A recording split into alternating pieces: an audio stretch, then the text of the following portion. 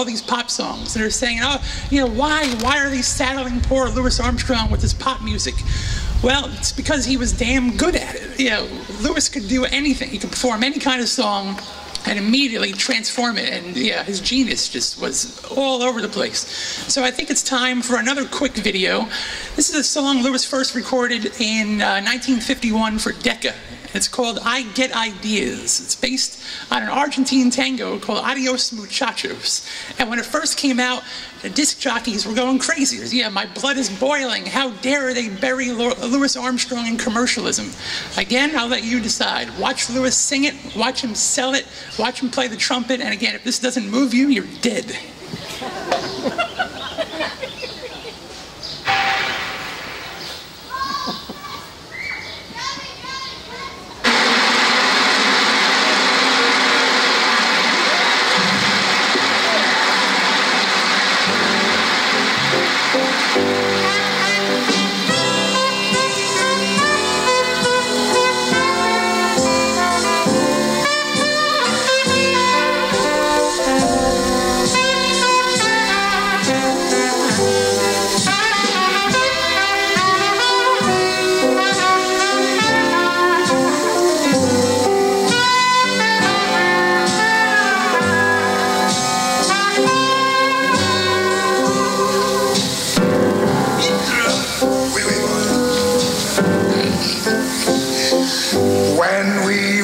Dancing and you dangerously near me, I get ideas, I get ideas.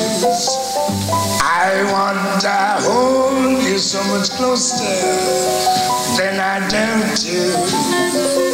I want to scold you, but I care more than I care to. And when you touch me with the fire in every finger, I get ideas, yes I do. And after we said goodnight, and then you linger, I kinda think you get ideas. Your eyes are always saying that things you never saying. I hope they will be saying that you could love me too. For that's the whole idea. Lovely idea that I'm falling in love with you.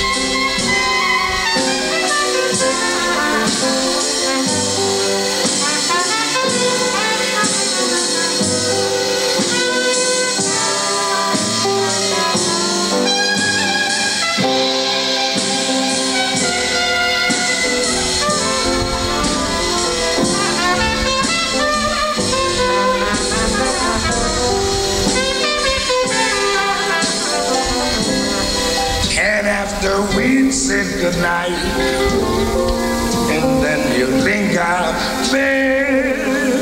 I kind of think you get ideas. Yes. Adios, muchacha.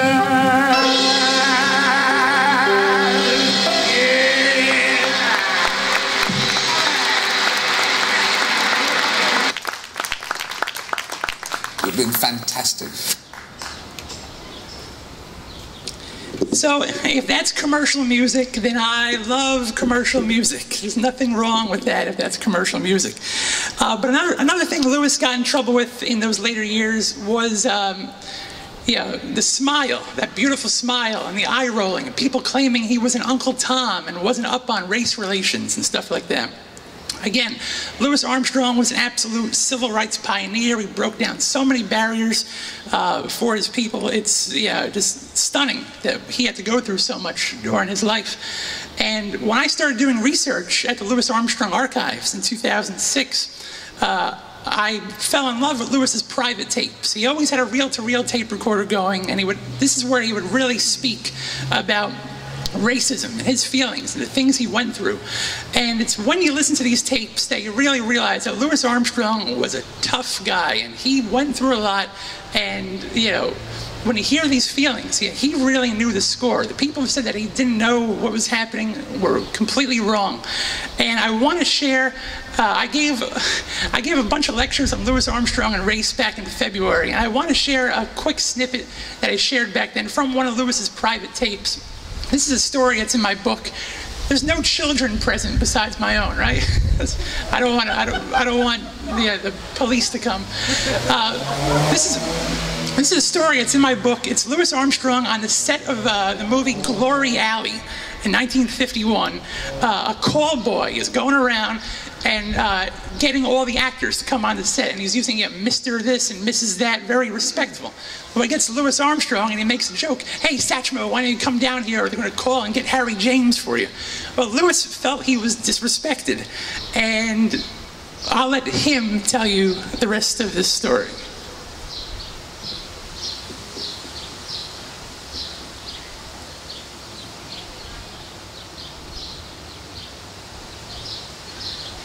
I like on the set there when I was making Glory Alley. And this old thing, he wasn't nothing but a call boy. He called the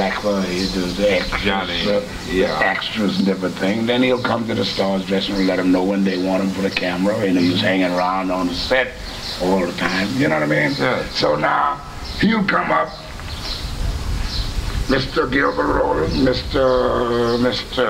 Mika, Miss Caron and everything, and then he'll come to my dressing room with a whole lot of bullshit. Satchmo, you better come on out there, or they'll send me to Harry James. I said, listen, you cocksucker, if they wanted Harry James, they'd have him in front. I said, in the first place, they ain't gonna play what I played out there. He said, why? I said, because he can't. Just had the nasty son of a bitch with him. And I said, you take it, you tell the MGM to shove that bitch up their ass. Just a small sample. There's a lot more of that in the book, which I'm not going to read those passages today. You can read those on your own time, but that's Louis Armstrong in private. He was not a man to just, sit down and take being disrespected. So this being a book party, I guess as the author, I should do a little reading from the book. I'm going to read some excerpts from the introduction. The introduction is fairly long, but it kind of sets out all these themes. And the book actually opens with a quote from Louis Armstrong in 1956. And instead of reading the quote, I might as well have Louis tell you in his own words.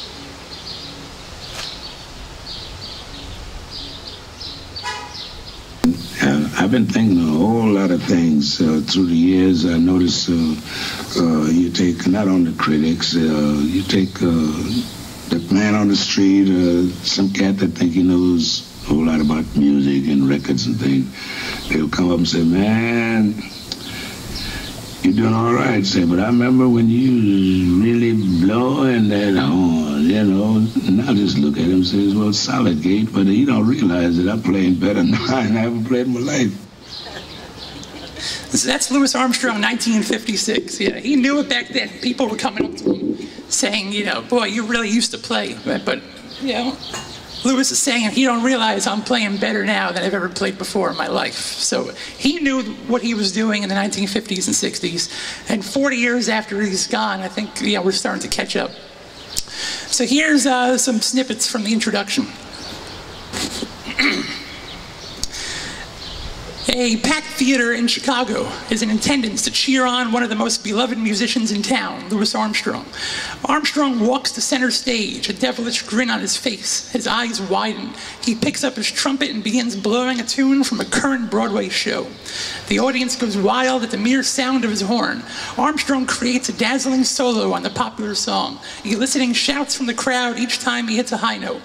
As he finishes, he launches into a novelty number showcasing his talent as a singer, and then transitions to a swinging scat interlude, his eyes closed. As he mugs ever so slightly, the crowd applauds his vocal inventiveness. Armstrong disappears off stage and returns in tails, a pair of glasses and a funny hat. Impersonating a preacher, he tells some of Burt Williams' finest vaudeville jokes and delivers a satirical monologue before resuming on his trumpet. The band plays Sugarfoot Stomp, a good old good one, and Armstrong swings out with chorus after chorus of blues playing. When he finishes, he bows and grins, closes his eyes, and unleashes a smile to end all smiles. Was this 1957 or 1967, the latter part of Armstrong's career when he was derided by some as an Uncle Tom? No, the year was 1927. The Broadway number was Noel Coward's Poor Little Rich Girl, one of Armstrong's big features with Erskine Tate's orchestra at the Vendome Theater. The novelty song he scattered was Heebie-Jeebies, and the preacher routine harked back to his childhood in New Orleans, where he won applause for impersonations and sermons at a local church. A 1927 review found among Armstrong's personal scrapbooks read, "Erskine Tate's orchestra at the Vendome Theater last week was a wow." Louis Armstrong, who was one of the Heebie-Jeebies' pet writers, led the members of the popular orchestra in a prayer with his cornet. During his offering, he wore a high silk hat, frock-tail coat, and smoked glasses. The fans are still giggling over the act as it was by far the most amusing one ever seen here. Such a review was not uncommon for Armstrong. But when Louis Armstrong, this is another quote, but when Louis Armstrong sang "My Baby Knows How" to Charles Harris, who slipped a wig over his head and played the role of the baby that Louis was singing about, the fans laughed themselves dizzy. The number was the best Tate had offered since Louis preached the gospel some weeks ago. Yet another review described him with admiration. This talented musician plays, sings, and dances. Louis Armstrong won audiences over with showmanship, laughter, and sublime music, starting as early as 1927. It is the Armstrong of that year who is usually made out to be the serious artist, celebrated for the groundbreaking Hot 5 and Hot 7 recordings that announced the singularity of jazz as a true American art form. So it was no surprise that Christopher Porterfield's 2006 Time magazine review of Armstrong's 1920s work exclaimed, "Forget the Satchmo who sang and mugged his way through his later decades. Wonderfully entertaining as he was, this is Louis Armstrong, the force of nature, exuberant, inspired, irresistible." The truth is, Louis Armstrong was a force of nature from the time he first picked up his horn as a teenager until the day he died in 1971. Yet the myth of the two Armstrongs continues, the young serious artist and the old entertainer. In fact, Armstrong had always been a master showman. Every aspect of his character, including his love of entertaining, was formed during his childhood in New Orleans, singing and scatting in a vocal quartet before even learning to play the cornet. When he joined the Fletcher Henderson Orchestra in New York in 1924, Henderson only grudgingly allowed Armstrong's Burt Williams vaudeville routines on stage, fearing they were too rough around the edges for the predominantly upscale audience. This rankled Armstrong for years. This is Louis in a 1960 interview. "Yeah, but Fletcher didn't dig me like Joe Oliver. He had $1 million talent in his band, and he never thought enough to let me sing or nothing. He'd go hire a singer that lived up in Harlem that night for the recording the next day, who didn't even know the song. And I'd say, well, let me sing. No. All he had was the trumpet in mind, and that's where he missed the boat. In those days, all Fletcher had to do was keep in the band the things that I'm doing now." Even at age 24, Armstrong was confident of his $1 million talent to sing and entertain as well as play the trumpet. When he joined Erskine Tate's Symphony Orchestra in Chicago in 1925, Armstrong's popularity skyrocketed, leading to the vaunted Hot 5 recordings for the OK label. The Hot 5s and the later Hot 7s brim with funny bits, though the humorous songs are usually given the short shrift. This dismissal of Armstrong's later years can be traced back to Gunther Schuller's 1967 work, Early Jazz, which systematically solidified the jazz canon of the 1920s. With a background in classical music, Schuller had no patience for Armstrong's comedic tendencies, and instead focused chiefly on his trumpet playing. Subsequent jazz histories followed Schuller's lead, rightfully praising tunes like West End Blues and Potato Head Blues, but at the expense of less serious work such as Irish Black Bottom or That's When I'll Come Back to You. 20 years later, Schuller followed early jazz with the swing era, in which he continued to praise Armstrong's trumpet playing, but grew increasingly weary of his showmanship. By the time he addressed Armstrong's later years, Schuller was despondent. But the end was not what it should have been, he wrote, before suggesting that, as America's unofficial ambassador to the world, this country should have provided him an honorary pension to live out his life in dignity, performing as and when he might, but without the need to scratch out a living as a good-natured buffoon, singing Blueberry Hill and What a Wonderful World night after night. Schuller was wrong. Armstrong didn't resent singing Blueberry Hill every night. When asked in 1968 what single record he would take to a desert island, Armstrong responded, "I'd like to take Blueberry Hill, because right now it's like the Star-Spangled Banner in America when I sing it." While Armstrong's trumpet playing may have grown less exhibitionistic over the years, his singing, swinging, mugging, clowning, and playing the hell out of his horn were the same in 1955 as they were in 1925. Now, a little part here about Lewis and racism.